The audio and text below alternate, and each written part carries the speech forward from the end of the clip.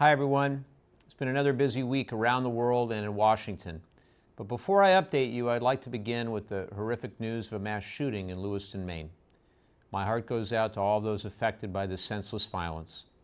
Congress urgently needs to act to end this epidemic, must expand red flag laws, enact universal background checks, and most importantly, ban assault weapons. It's maddening that mass gun violence keeps happening without a serious policy response, and I'll continue to fight for these common sense reforms to prevent tragedies like these from ever happening again. Now, Washington House Republicans have elected Mike Johnson to serve as Speaker of the House. In doing so, they are tripling down on their MAGA extremism. Speaker Johnson enabled the big lie by leading an amicus brief contesting 2020 election results in key states. In doing so, he created a permission structure for rank-and-file Republicans to try to overturn the election, using arguments too weak even for the conservative Supreme Court. He supports criminalizing abortion nationwide and stripping rights from the LGBTQ+ community, all while undermining Social Security, Medicare, and Medicaid. It's sad to see that this is what today's Republican Party stands for. But rest assured, I'm committed to protecting your rights and benefits, and I'll work with reasonable colleagues on both sides of the aisle to deliver results for the people of our district. Overseas, I was glad to see the release of several civilians, including 2 American citizens, unlawfully taken as hostages by Hamas. Holding innocent civilians as hostages is unconscionable, which is why I've co-sponsored a resolution calling for the immediate release of all hostages held in Gaza.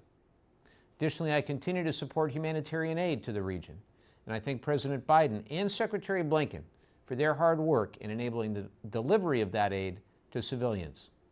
I'm confident that the U.S. will continue to stand as a strong ally of Israel, and I continue to hope for a peaceful future.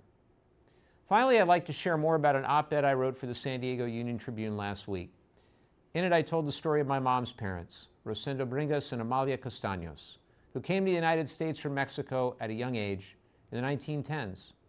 Neither of them graduated high school, but their hard work ensured that all 5 of their daughters, including my mom, graduated from college.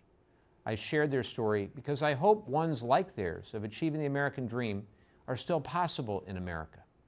But in speaking with constituents, local nonprofit, and government leaders, and my colleagues in Congress, I hear about a system that's badly broken and has been for years. It's time for immigration laws to match the challenges we face.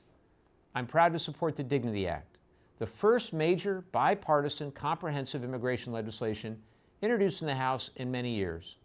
It will provide a solution for undocumented immigrants, address our border security challenges, strengthen our workforce and economy, and ensure the U.S. is competitive for years to come.